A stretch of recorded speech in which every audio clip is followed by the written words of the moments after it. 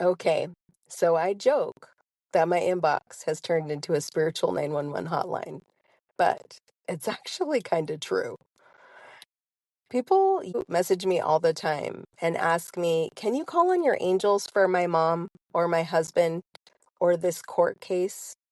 And listen, I love that people find me as the bridge, but also they're not my angels. I tell them there are angels, ours, yours and mine. Let's talk about it.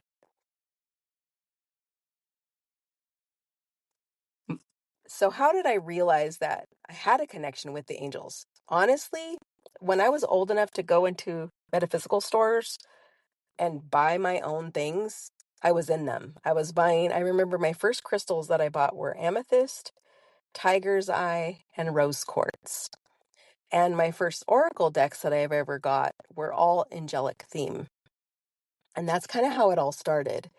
Then I started collecting them like I did collecting oracle decks, like I collect shoes, like most women collect shoes.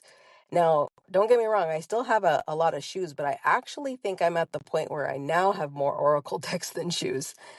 And I have used one of my favorite angelic meditations.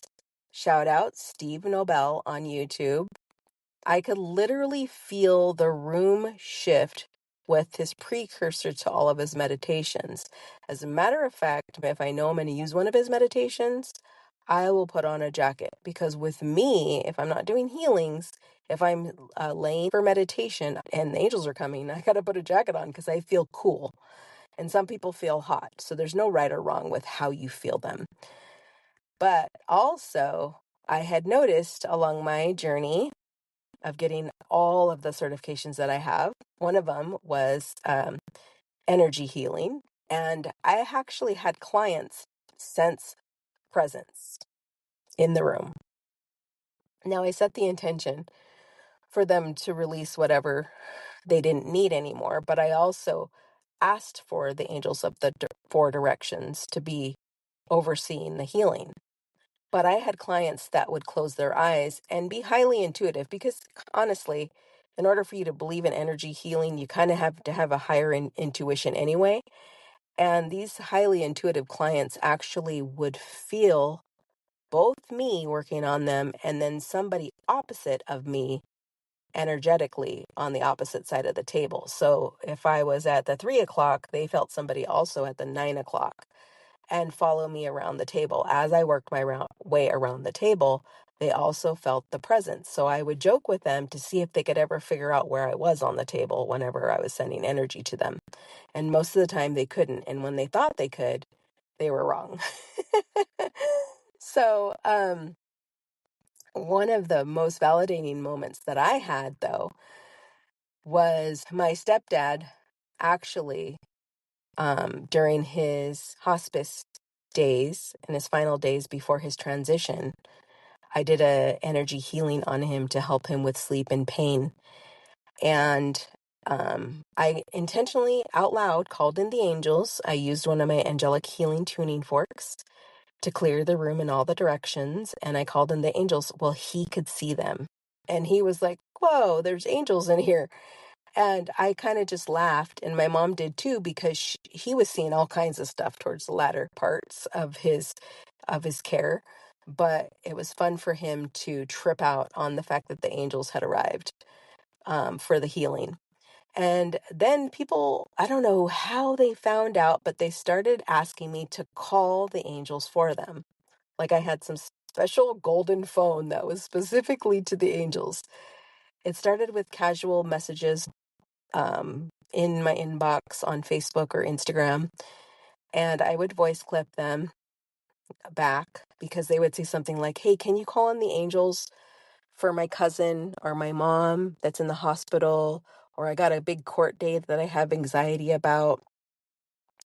And every time I'd say, you don't need me to call them, you can call them yourself. And people almost needed, I think it's probably because of the societal programming and patterns, they needed the permission to believe that they could and that I said they could. And I had enough belief in the angels for myself, but I also had enough belief that they could as well, that maybe that gave them the permission they felt like they needed in order to talk to the angels directly.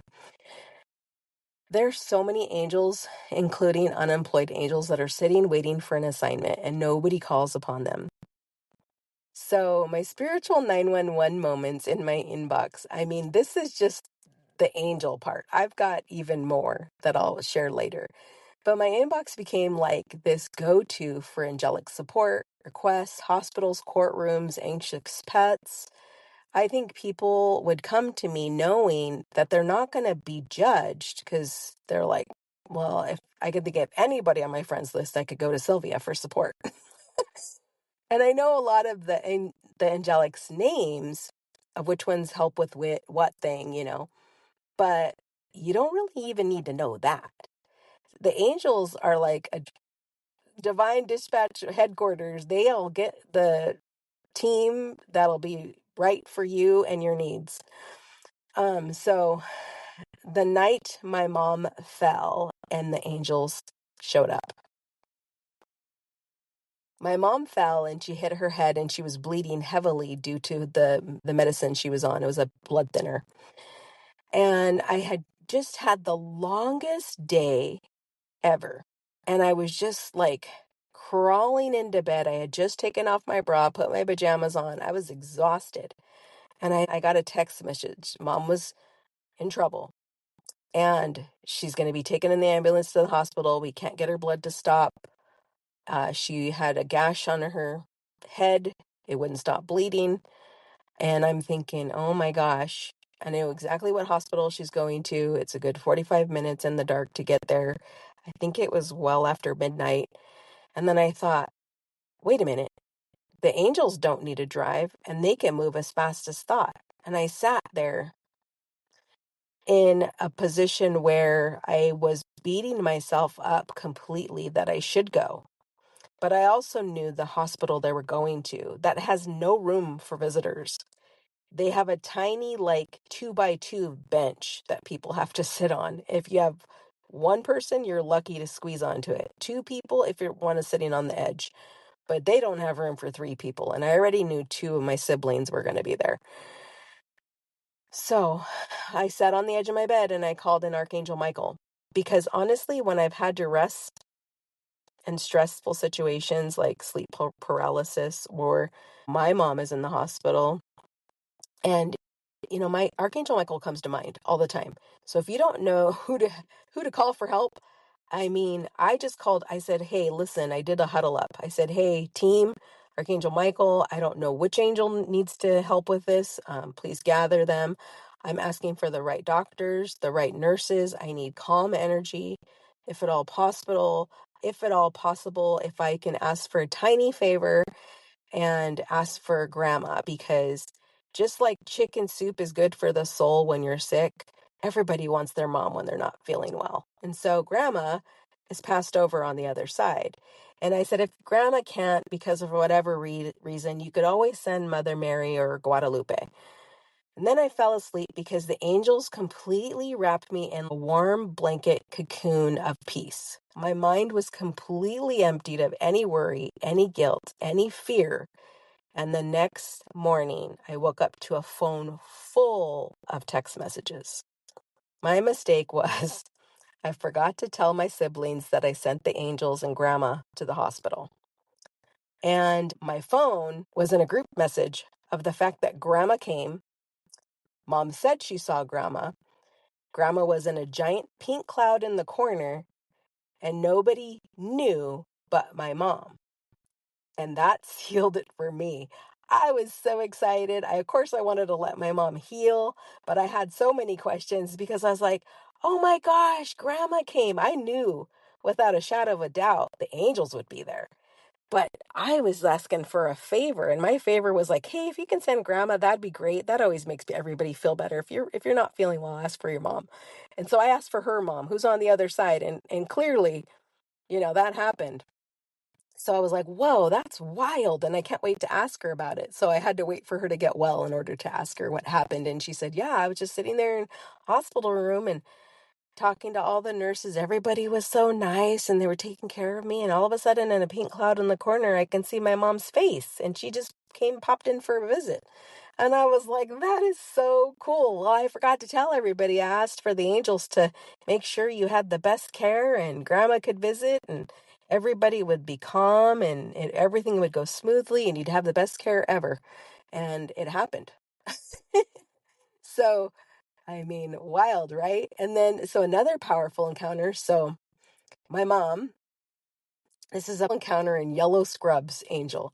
So, a year or two later, my mom was back in the hospital again, this time with a toe amputation, her second one. And this was during COVID. The nurses were short staffed. She was all alone. She couldn't walk because of the, I don't know, whatever medicine they put you in for post and pre op or whatever. You're on painkillers, you can't even walk, and you're not allowed to. And you're also really hooked up with all these wires. But she couldn't get unhooked to go to the bathroom, and she had to wait for support or help. Well, they were overloaded with a whole bunch of like homeless people that were on drugs, and they were screaming. And, so my mom was like, I don't want to bother them. I know they're so busy with all the people that are causing a ruckus. I just have to go to the bathroom. And she looked out the window and she started to pray. And then she saw a steeple, like a church steeple. And she remembered my angel story of calling them to the hospital for her.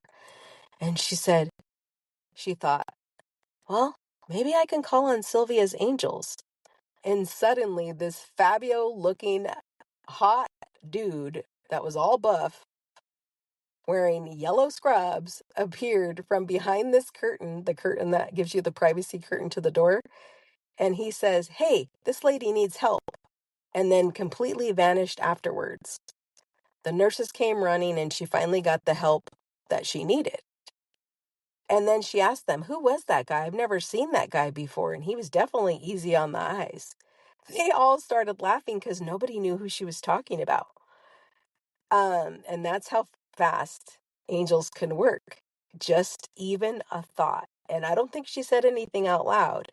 She just looked over, she saw a church steeple near the hospital, and she thought, I wonder if I can call on Sylvia's angels. Then a hot Fabio-looking dude showed up right there in a flash of lightning, came and went, got her the help she needed. She was able to get relieved and go to the bathroom. And so she's a believer. Although a lot of people say like Archangel Michael is the popular angel, the rock star of the angels, I really feel like that one was Archangel Uriel with the yellow scrubs. But I mean, unless I'm channeling them, I don't really know. And it doesn't really matter. Somebody helped her. As far as like boundaries or burnout, yes. Have I felt overwhelmed before? Yes. Especially when people were DMing me like full on spiritual emergencies, like a lifeline for people. And I totally get why. And it's not like it's a lot to hold without any formal structure right now. Mostly it's just family, so it's not that big of a deal. But I have been thinking about creating something donation based, like an inbox or voice note request space that is kind of like this sort of support that could feel sacred, accessible, but also energetically sustainable for me as well. Um, and this question I often get was like, what about skeptics? I don't really run into too many non-believers, honestly. I probably make them run the other direction, but maybe there are some silent watchers that have never said anything, and that's totally fine. I mean, my belief doesn't waver based on somebody else's perception and perspective. Like, I've experienced way too much in order to doubt it. And if angels are part of somebody else's soul path, they'll get their own moment when they're all ready to, you know? And that's not up to me to decide. That's their deal. Um, and what I really want people to know about angelic support is that you don't need to be spiritual enough. You don't need to know the name or the title or have my special tuning forks. You just really have to ask. You can call in the angels from all the directions, above, below, north, south, east, west. I've even called on angels to help my car glow neon yellow for safety on the road because I swear it works because people are not paying attention out there. And, I honestly have had days where my mind has just not really been all there, and I needed help with the bills, or I needed help cleaning, or I needed help with meal prep, or life motivation, or anything. And angels will respond to that need, not perfection. They're just not asked enough. And so, how can you call on the angels for help? Yeah, honestly, it's just like Nike said, just do it. Seriously, that's the method. Think it, speak it, feel it. It's the call. The angels will respond to thought. You can say it out loud to anchor that energy or to feel like you are more heard. But don't really even worry. If you say it out loud, don't worry about what people think. You might even be saving somebody's life. One rule is just like energy healing, you need consent. If somebody's open to it, great. If not, respect that. I've had people that request healing for, energy healing or angelic support. And I always ask for the permission from that person. And the people that I surround myself with know I'm going to ask. So they get that answer first. Um, well, the other question I had is sacred service versus survivor syndrome. And honestly, I didn't even know what survivor syndrome was. So I really have always given back the baton to people. Like, I'll send a voice clip, like if I have a name, an angelic name that might fit their need, I'll give them that. But it's really up to them to ask for their needs. And giving them, if they feel like it's me giving them permission, then I give them the permission. Spirit doesn't really need the name. Just we humans like names. And look, I'm not the gatekeeper. I'm not the one with the golden phone. I'm just reminding you what's already available to you. I'm just here reminding you that you have the golden phone, that you have a voice that can speak, that you can call whoever, and it doesn't matter for your specific need. So if this resonated with you, please leave me a comment below. I'd love to hear any of your own angelic experiences. I could talk about this forever, and I have once, and I actually got an extra 30-minute massage out of it. The guy that gave me the massage was so fascinated by my angelic stories that he lost track of time, and I think I already had a 90-minute massage, so I think we were there like 2 hours or something, and I ended up being late to my hair appointment because he was so absorbed in this story that I ended up getting a longer massage, so I had to apologize to my hairstylist that I was running late. I ended up getting a free extra 30-minute massage, but she thought that was so funny.